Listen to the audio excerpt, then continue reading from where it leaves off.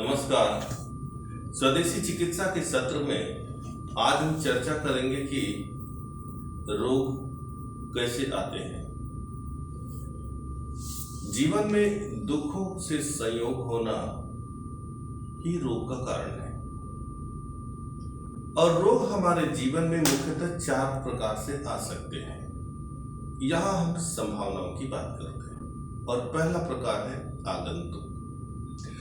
कुछ रोग जीवन में अचानक आ जाते हैं, जैसे दुर्घटना या चोट इत्यादि हम कह सकते हैं। दुर्घटना या चोट कैसे लगती है? ये लापरवाही के कारण, और इनका समाधान है सावधानी या जागरूकता। दूसरे प्रकार से रोग आते हैं शारीरिक। शारीरिक रोग के 2 मुख्य कारण, पहला खान पान और दूसरा दिनचर्या। खान पान की बात करें तो खान पान की मात्रा क्या है, खान पान के तत्व क्या है, खान पान का समय क्या है, ये बातें महत्वपूर्ण होती है। और दूसरी बात दिनचर्या की।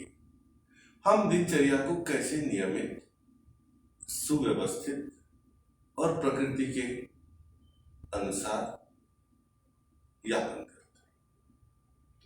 यदि खान पान उचित हो और दिनचर्या उचित और नियमित हो तो शारीरिक रोग का कोई कारण बचा नहीं रह जाता। और तीसरा जो रोग का प्रकार है वो है मानस व्याधि। मनोविकार के कारण आती है, जिसे योग कहता है कि चित्त विक्षेप। और चित्त के विक्षेप का मूल कारण होता है मस्तिष्क में सूचनाओं का अत्यधिक एकत्रित हो जाना और निरंतर चलते रहना। हमारा मस्तिष्क एक यंत्र की भांति है और इसमें अनेक प्रकार की सूचनाएं संग्रहित रहती है और ये सूचनाएं निरंतर चलायमान रहती है। यदि ये सूचनाएं स्थिर हो जाए तो फिर मानस व्याधि का कोई कारण बचा नहीं रह जाता। यदि ये सूचनाएं समाप्त भी हो जाए तो भी मानस व्याधि का कोई कारण नहीं बचा रह जाता है। तो रोग से निवृत्ति के लिए या हम मानस व्याधि से निवृत्ति के लिए सूचनाओं का निर्मूलन करना आवश्यक मान सकते हैं। और चौथे प्रकार के रोग होते हैं स्वाभाविक रोग।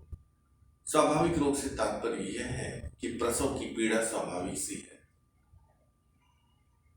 उसके पश्चात क्षुधा, तृष्णा, बुढ़ापा, निद्रा और मृत्यु, ये स्वाभाविक से रोग के लक्षण हैं। तो ये मुख्यतः हम माने 4 प्रकार से रोग आते हैं और हमें इन विषय पर थोड़ा चिंतन मनन करना चाहिए, क्योंकि स्वास्थ्य का संबंध केवल चित्त और शरीर से, और स्वस्थ रहना हमारा अधिकार भी है और सबसे बड़ा धर्म भी है। तो इसमें 3 महत्वपूर्ण बातें हमें समझने का प्रयास करना होगा। सबसे पहली बात, सुख का आधार क्या है? सुख का आधार यह है कि स्वयं को जानने का सतत प्रयास करते रहे। दूसरा, जन्म का उद्देश्य क्या है?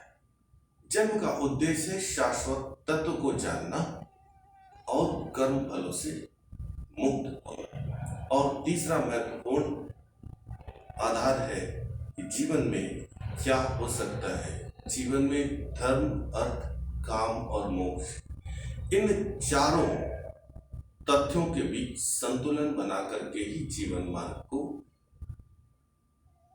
सफल तरीके से गमन किया जा सकता है। इन्हीं छोटी सी बातों के साथ, छोटी सी चर्चा के साथ हम इस सत्र का समापन करते हैं।